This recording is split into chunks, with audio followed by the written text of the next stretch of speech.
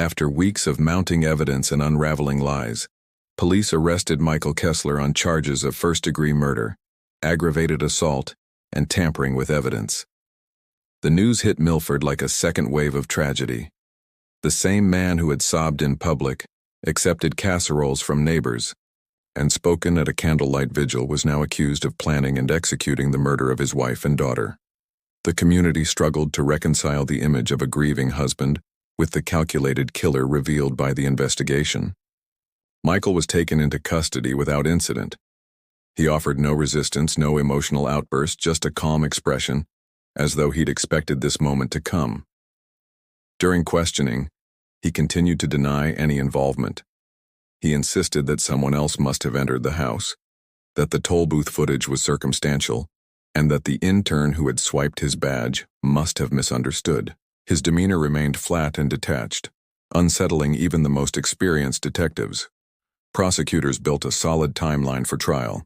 They demonstrated that Michael had left the hospital around 9:12 p.m., traveled 30 miles back to Milford, sedated the dog, entered the home with a hidden key he had previously buried near the porch, and attacked Lauren and Emma in a premeditated act of violence. Forensic analysis supported the theory, as did phone tower data, which placed his cell phone near the Kessler home during the time of the murders. Even though he had tried to leave it in his car to create an alibi, a smartwatch he forgot to remove had synced to Wi-Fi networks in the house just before 10 p.m., an overlooked detail that helped seal the case. In court, the prosecution painted a chilling picture. Michael had been living a double life, financially drowning, romantically involved with someone new, and desperate to rid himself of the life he no longer wanted. But instead of divorcing Lauren or seeking help, he had seen murder as his escape route. With 2 life insurance policies waiting and no known witnesses to the crime, he believed he could walk away with money and freedom. He had nearly succeeded. The defense tried to undermine the timeline, suggesting the evidence was circumstantial and speculative.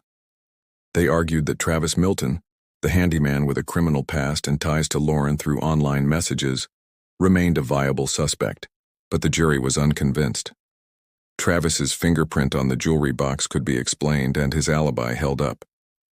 Meanwhile, the volume of evidence against Michael, his movements, his financial motives, the missing scrubs, the false alibi, created a case too overwhelming to ignore. The trial lasted 3 weeks. On the final day, before sentencing, Michael was given an opportunity to speak. He stood silently for several seconds, then delivered a cold, brief statement. He did not confess directly, nor did he show remorse. Instead, he said he did what he had to do and would not apologize for taking control of his life. The courtroom was silent. Family members of Lauren wept. Jurors looked stunned. His words weren't a confession in legal terms, but they confirmed what many had come to believe. He had planned it, carried it out, and felt no sorrow for what he had done. Michael Kessler was sentenced to life in prison without the possibility of parole.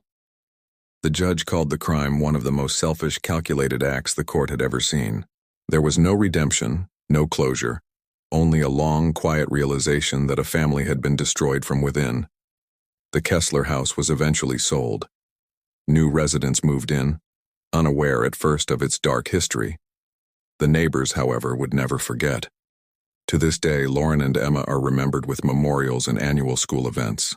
Milford has returned to its quiet routine, but beneath the surface lingers the memory of how evil came not from a stranger in the dark, but from the person they all thought they knew.